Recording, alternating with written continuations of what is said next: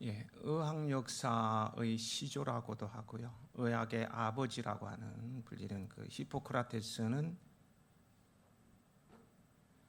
약으로 낫지 않는 것은 수술로 치료하고, 수술로 치료가 되지 않는 것은 빛으로 치료한다. 대단한 분이었던 것 같아요. 그런 말을 했습니다. 그만큼 빛이 중요하다는 것인데요. 이 빛으로 치료하는 카본, 그냥 탄소죠. 카본 광선 치료라는 말을 들어보셨는가요?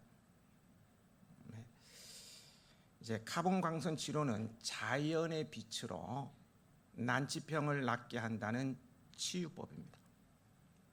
태양 광선과 가장 가까운 빛인 가시 광선을 이용함으로 매우 효과적으로 무엇보다 부작용이 없이 자연 치유력을 증감시켜서요, 병에 저항하는 항병력, 면역력, 회복력을 높임으로써 모든 질병의 근원적인 치유가 가능하고 최고의 치유법으로 알려지고 있다고 합니다. 그래서 일본 현대의학에서는 큰 각광을 받고 있고요. 우리나라에도 이 치유법을 도입하는 병원들이 여기저기 생겨나는 것을 보게 됩니다. 21세기 최고의 각광을 받는 자연 치유법이 될 것 같습니다. 그 효능을 보면은요, 피부에서의 열감은 없지만 몸만의 온도를 올려주므로 생명 에너지가 급강합니다. 세포 재생 및 재생 작용이 있습니다. 그리고 세포 증식 작용이 강하여서 수술 후 새살이 속히 돋게 합니다.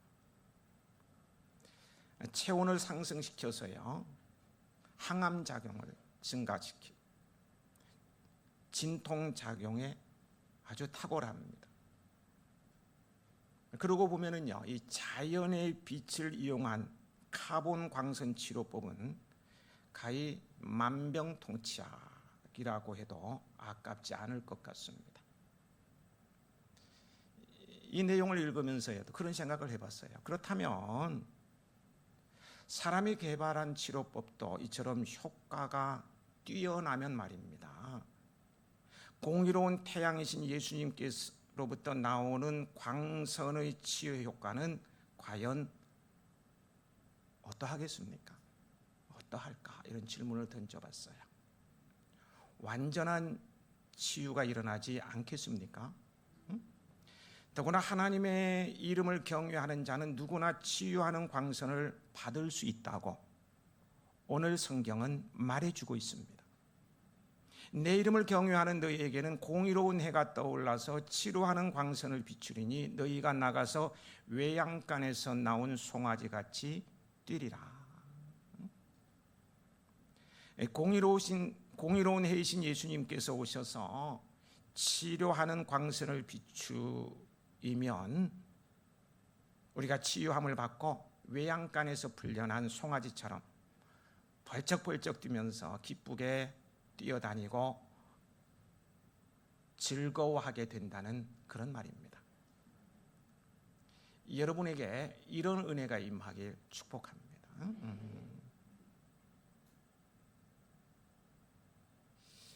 오늘 하나님을 경외하며 그분에게 진심으로 예배하는 여러분에게도요, 공의로운 해가 떠올라서 치료하는 광선이 비추어지는, 그래서 상한 심령, 아픈 마음, 상처가 치유되고 회복되는 은혜가 임하길 기대한다는 말씀입니다.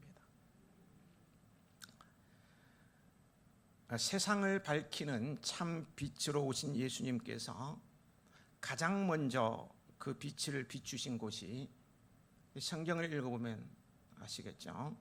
갈릴리 지방이었습니다. 당시 갈릴리 지역에는 가난하고 소외된 사람들과 많은 이방인들이 이주하여 살고 있었을 뿐만 아니라 직업도 다양해서요, 상인, 어부, 농부 등 다양한 계층이 어우러져 있었습니다. 그러므로 문화는 잡다한 이방 문화가 뒤섞여 있고요. 생활 수준 역시 낮아서 당시 갈릴리 사람이라 하면 거친 데다가 율법과 예절을 모르는 천민들이라는 그런 인식되는 것이 일반적이었습니다. 그래서 갈릴리 출신이라면은 누가 인정해 주지 않은 채광경을 뺏기고 그런데 말입니다. 예수님은 바로 이러한 곳에서 그분의 공생의 사역을 시작하셔요.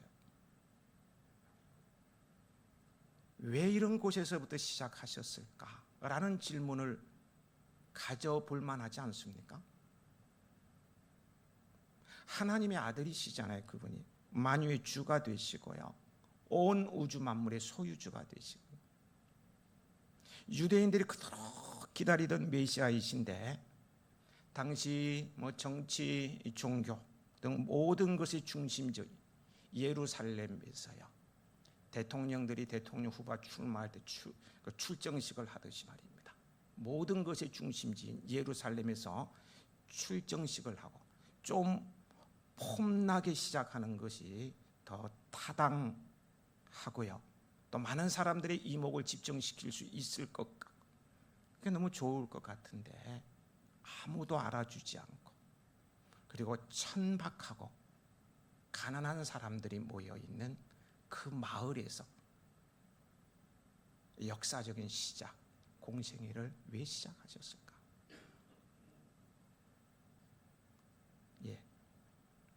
이에 대해서요, 누가복음 4장 18절 19절에 보면 예수님께서는 가난한 자에게 복음이 전해지고 포로된 자에게 자유를, 눈먼 자에게 다시 보게 함을, 눌린 자를 자유롭게 하기 위해 오셨습니다. 그래서 예수님께서는 실제로 예루살렘이 아닌 갈릴리로 가난한 자를 찾아가셔서 그들에게 복음을 전하고요, 맹인을 보게 하고 안진뱅이를 걷게 하며 각색병자를 고치고 나병을 깨끗게 하고 심지어 죽은 자를 살리심으로써 진정한 메시아의 왕국, 하나님의 나라가 도래하였음을 현실로 성취해 보여주셨습니다. 이러한 예수님을 가리켜서 본문은 공의로운 해라고 말씀하고 있습니다. 공의로운 해가 떠올라서 치료하는 광선을 비추리니 너희가 나가서 외양간에서 나온 송아지같이 뛰리라. 본문을 주석해 보면은요, 내 이름을 경외하는 너희라는 말씀은 하나님을 가장 사랑하고 두려워하는 성도들입니다. 그분을 예배하며 찬양하며 진심으로 섬기기를 기뻐하는 성도들을 말하는 거예요. 공의로운 해가 떠올라서라는 말씀은 메시아 곧 예수 그리스도의 오실 것을 가리킵니다. 우리가 누가복음을 강의하고 있는데요, 1장 78절 79절에 보면은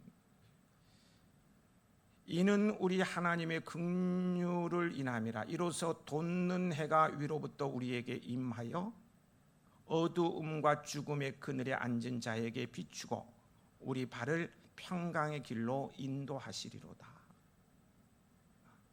예수님이 이렇게 오실 것을 예고하고 있는 것이죠.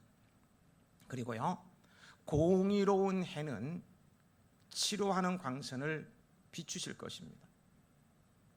사람들은 아픈 병을 치유할 때요, 보통 그러죠. 풀뿌리나 잎, 열매.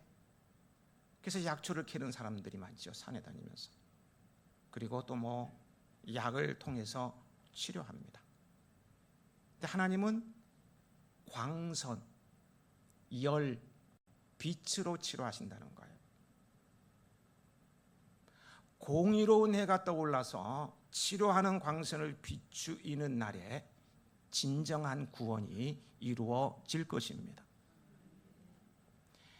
태양이 온 지구를 먹여 살린다는 말이 있죠. 사실 그렇지 않습니까? 태양이 없으면 생명체는 존재할 수가 없습니다. 태양이 온 지구를 먹여 살리는 건 맞아요. 태양이 온 지구를 먹여 살리는 것처럼요, 공의로운 태양이신 예수님께서는 만민을 구원하십니다. 만민을 구원하셔요. 예수님은 십자가에서 우리 대신 채찍에 맞으심으로 우리를 낫게 하셨어요. 예수님께서 우리를 대신하여 질고를 담당하심으로 우리를 건강하게 하셨어요. 예수님께서 우리의 죄악을 담당하심으로 우리의 죄를 사하여 주시고 우리에게 생명을 주셨어요. 부활하신 주님은 그 생명력으로 우리를 치료하십니다. 치료라는 말은 구원을 가리키고요. 외양간에서 나온 송아지같이 뛰리라는 말씀은 성도들이 구원의 즐거움으로 말미암아 극도로 기뻐할 것을 비유하는 것입니다. 밤새 외양간에 있던 소를 내놓으면요, 자유를 얻고 껑충껑충 뛸 것입니다. 시골에서 자라신 분들은 생생하게 이 장면이 떠오르실 거예요. 외양간은 죄로 인하여서 가두어 놓은 세계를 의미합니다. 거기에는요, 아픔이 있고 고통이 있고 속박이 있고 저주가 있고 질과가 있고 수치 등등 이런 것들이 있는 거예요. 그런데 그로부터 온전한 자유를 누리게 된다는 것입니다. 우물가의 여인처럼 난 구했네. 그 다음 뭐예요? 헛되고 헛된 것들을. 이 우물가의 여인, 이 주인공 말이 가사. 이 우물가의 여인이요, 우물가에서 예수님으로부터 치유의 광선이 비추이자 대인기피증까지 생겨서요, 음지에서 사람 만나는 것 자체가 두려움이었죠. 음지에서 숨어 지내던 그녀가 물동이를 버려두고 동네에 들어가서 막 송아지처럼 뛰어다니면서 복음을 전합니다. 치유의 광선이 비추니까 완전히 달라지는 거예요. 완전한 치유가 임한 것입니다. 완전한 구원인 거예요. 그런데요, 이러한 공의로운 해, 즉 태양이 가장 먼저 떠오른 곳이 어디였습니까? 앞에서 말씀드렸듯이 갈릴리 지역입니다. 마태복음 4장에 보면은요, 하나님의 생명과 은혜의 빛을 비추기 위해 이 땅에 오신 공의로운 태양은요, 당시 모든 사람들이 우러러 보고 있던 예루살렘이 아니라 아무도 거들떠보지 소외된 지역 갈릴리에 먼저 떠올라 빛을 비추었어요. 일반적으로요, 우리 인간들은 돈과 권력과 명예가 있는 곳을 지향하는 습관이 있습니다. 습성, 체질, 하여튼 그래요. 인간들은 돈이 있고 권력이 있고 명예가 있으면 그곳을 지향하는 습관이 있어요. 그래서 사람들은 정치나 경제의 중심지로 모여들고요, 새로운 권력자나 스타가 출연하면 이를 추종하기에 바쁘잖아요. 서울의 인구가 몇 명이다. 경기도의 인구가 우리나라의 인구 반이 서울 경기. 경제의 중심, 정치의 중심, 문화의 중심. 또 스타들이 나타나면 얼마나 사람들이 모여들어요. BTS, 방탄소년단, 인천공항에 귀국한다 그러면 미어 터집니다. 미어 터져. 축구스타 손흥민이 온다 그러더라고요. 왜 사람들이 얼굴도 보지 못하는데도 그림자만 해도 보겠다고 몰려드는지 어마어마하게 몰려. 그렇게 스타가 출연하면요, 막 모여드는데요, 오갈 데 없는 버려진 사람들이 수용되어 있는 시설에는 봉사자가 없어요. 고아원에 가보면 봉사자가 없어요. 연로하신 어르신들이 수용이라 말 좀 그러네. 그분들이 계시는 요양소나 이런 데 가보면 없어요. 창밖을 보고 있어요. 멍하니 오늘은 내 딸이 오나? 누가 찾아오나? 말벗이 없어. 권력 있는 사람, 스타에게는 사람들이 구름대처럼 눈길 한 번 안 주는데도 그 사람 보겠다고 몰려드는데, 오갈 데 없는 버려진 사람, 외로운 사람, 병든 사람, 이런 사람, 수용되어 있는 시설에는 봉사자가 없어요. 그러나 보십시오, 공의로운 태양이신 예수님께서는 당시 종교와 정치, 경제의 중심지였던 예루살렘, 율법과 권력과 재물을 한 손에 쥐고 있던 자들 대신에 율법도 잘 모르고 경제적으로도 가난한 지역에 가장 먼저 다가가셨어요. 그리하여 무지와 질병과 가난 등으로 인해 사람으로부터 천대받고 버림받은 사람들의 친구가 되어 주면서요, 하나님의 은혜들을 그들에게 부어주시고 베풀어 주시면서요, 심지어는 그들을 위해서 고난을 받으시고 죽으십니다.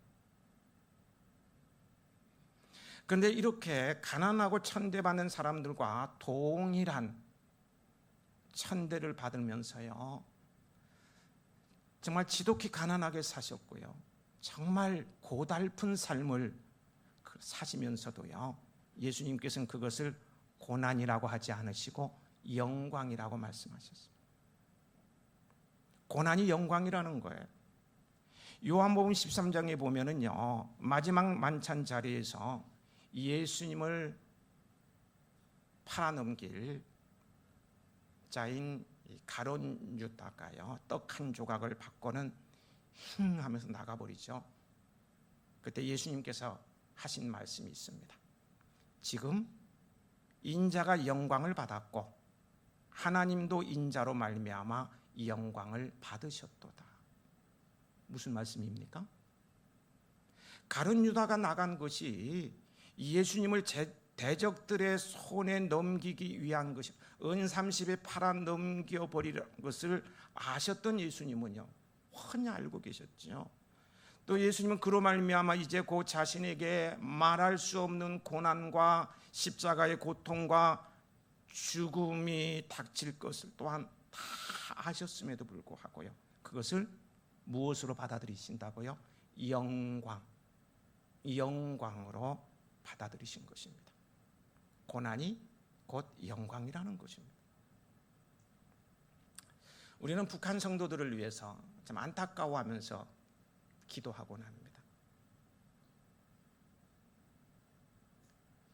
북녘 땅에 있는 우리 믿음의 형제들, 정말 예수님을 믿는다는 한 가지 이유 때문에 상상할 수 없는 고통과 인간 이하의 대접을 받고요, 불이익이란 불이익은 다 당하고요, 생명도 어느 순간에 잃게 됩니다. 그런데도요, 그들은 그런 고난을 영광으로 여기면서 견뎌냅니다. 영광이라는 거예요. 순교도 영광인 거예요. 돼지 취급당해도 영광이라는 거예요. 우리는 그런 그들을 안타까워하면서 그들에게도 자유를 달라고, 긍휼히 여겨달라고 기도합니다. 하지만요, 그들은 오히려 남쪽 땅에서 고난 없는 영광을 누리는 것을 자랑스러워 남한의 성도들을 불쌍히 여겨달라고 기도한다고 하죠.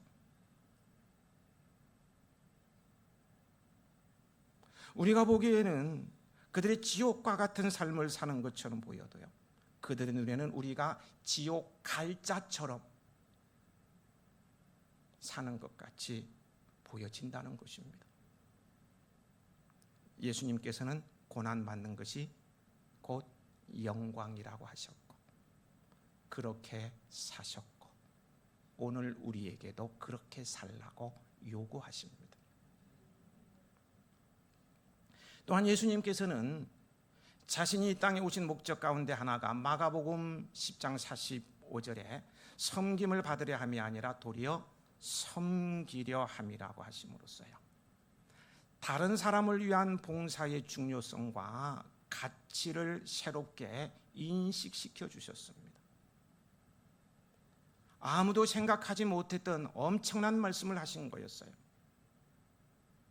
이와 같은 사실은요, 나를 위해서 섬기고 나를 위해서 봉사하는 사람들이 많을수록, 나를 지지하는 사람이 많을수록 영광 또한 크다는 세상의 보편적인 인식을 완전히 뒤집어 엎는 거예요. 예수님은 완전히 뒤집어 엎어버렸어요. 천지개벽과 같은 말씀을 하신 거예요. 오늘의 교회들도 영광이라는 말의 의미를 새로운 시각으로 이해하고 받아들일 필요가 있습니다. 그렇지 않으면 저는 한국 교회가 한국에서, 대한민국에서 퇴출당할 것 같다는 생각도 들어요. 어떤 사람은 교회가 웅장하고 화려한 예배당을 건축하고 최고급 인테리어 및 오케스트라 등을 구비한 사회 지도층의 저명한 인사들로 교회가 구성이 된다면 더할 나위 없는 영광이라고 생각하는지 모릅니다. 아니죠. 이런 생각을 가진 이들이 실제로 엄청 많습니다. 그러나 사실은 그렇지 않아요. 교회의 머리는 예수 그리스도이십니다. 맞죠? 교회의 머리는 예수 그리스도예요. 따라서 예수님의 영광이 곧 교회의 영광이에요. 그런데 예수님은 고난과 섬김이 영광이라고 하셨습니다. 그러므로 섬김과 고난이 바로 교회의 영광입니다. 교회가 웅장하고 저명한 사람들이 많이 모인다고 그것이 영광이 아니라는 거예요. 성도는 예수님의 정신을 가지고 살아야 하며 교회는 세상에서 이 예수님의 정신을 실천해야만 합니다. 예수님의 정신이나 마음, 생각과 무관하게 무엇이든지 하려고 한다면 그것은 진정한 의미에서 교회가 아닙니다. 우리는 항상 교회의 머리가 예수님이시고 우리는 그분의 명령 아래에 있다는 점을 한순간도 잊지 말아야 합니다. 따라서 예수님께서 영광으로 생각하시는 것을 우리가 다르게 받아들인다면 이는 예수님께 속한 자가 아님을 드러내는 것일 뿐입니다. 나는 거짓 그리스도인이다. 참으로 예수님을 따르는 이는 섬김과 고난을 영광으로 여기기에 예수님처럼 가난하고 소외된 자를 찾아가고 병들고 갇히고 눌린 자와 함께하며 우는 자와 함께 웁니다. 윤재윤 판사, 우는 사람과 함께 울라, 이 책에 나온 지는 꽤 오래됐습니다. 이 책에 나온 글입니다. 두 딸을 뒀던 한 여성이 끔찍한 사건을 증언하려고 법정에 섰습니다. 그녀에게 딸들은 삶의 모든 것이었어요. 그녀가 기록한 일기장에는 두 딸의 출생부터 죽기 전날까지의 따뜻한 일상들이 꼼꼼히 기록되어 있었습니다. 그러나 남편은 살아가면서 극심한 우울증에 빠져 자신처럼 비참한 삶을 살게 하느니 차라리 아이들과 함께 이 세상을 끝내자고 동반 자살을 결심했습니다. 남편은 아내 몰래 6살, 4살 된 두 딸에게 독국물이 든 우유를 먹이고 자신도 먹었습니다. 그런데 기가 막힌 것은 남편은 목숨을 건졌지만 죄 없는 두 딸만 죽고 말았습니다. 법정에 나온 그녀는 심장병과 척수염, 류마티즘으로 몸을 가누기가 너무너무 어려운 상태였습니다. 완전 지쳐 있었습니다. 그도 그럴만 하지 않습니까? 그 상태에서 삶의 전부였던 딸들을 잃은 그녀는 아이들을 되살릴 수만 있다면 자신의 이 목숨 아깝지 않고 바치겠다고 흐느낍니다. 하지만 그녀는 곧 눈물을 거두고 증언을 시작했습니다. 처음에는 남편을 죽이고 싶을 정도로 화가 났지만 남편이 정당한 판결을 받게 하는 것이 옳다고 생각해서 이 자리에 서게 됐다고 밝힌 그녀는 남편은 아이들을 미워한 게 아니라 세상에서 받을 고통을 막아주고 싶었던 것입니다. 잘못은 남편의 세상을 향한 두려움에 있다고 법정에서 힘이 되는 그런 증언을 했습니다. 그리고는 마지막으로 말했습니다. 약한 마음을 가진 남편에게 형을 가볍게 내려서 한 번이라도 사람답게 살 기회를 주기를 바랍니다. 윤재윤 판사는 우는 사람의 편에서 판결을 내리는 우는 사람과 함께 우는 사람이었습니다. 성경은요, 우는 자와 함께 울라고 했고요. 우리 예수님은 항상 우는 자들과 함께 하셨습니다. 마태복음 9장 35절 36절에 예수께서 모든 도시와 마을에 두루 다니사 그들의 회당에서 가르치시며 천국 복음을 전파하시며 모든 병과 모든 약한 것을 고치시니라. 무리를 보시고 불쌍히 여기시니 이는 그들이 목자 없는 양과 같이 고생하며 기진함이라. 마태복음 14장 14절에 예수께서 나오사 큰 무리를 보시고 불쌍히 여기사 그 중에 있는 병자를 고쳐 주시니라. 요한복음 11장에 보면은요, 나사로가 죽었다가 다시 살아난 사건, 기적과 같은 죽은 자가 살아나는 기적이 기록되어 있습니다.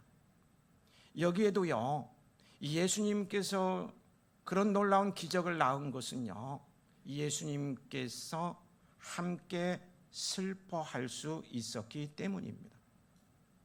요한복음 11장 33절에서 35절 성경 말씀을 그대로 읽어드립니다. 예수께서 그가 우는 것과 또 함께 온 유대인들이 우는 것을 보시고 심령의 비통히 여기시고 불쌍히 여기사 이르시되 그를 어디 두었느냐 이르되 주여 와서 보옵소서 하니 예수께서 눈물을 흘리시더라.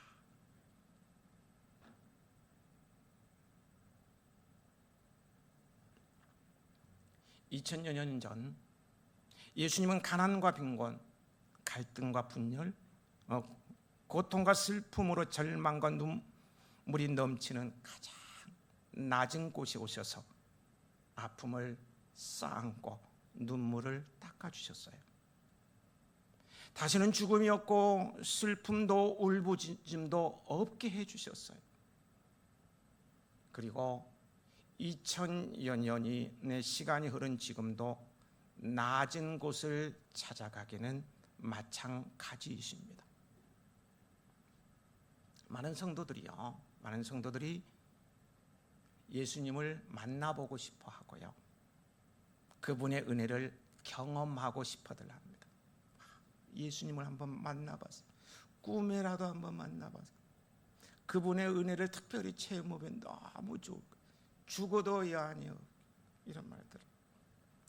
여러분도 그러하신가요? 주님 만나 뵙고 싶습니까? 그분의 은혜를 체험해보고 싶으세요? 예, 다 그래요, 사람들이.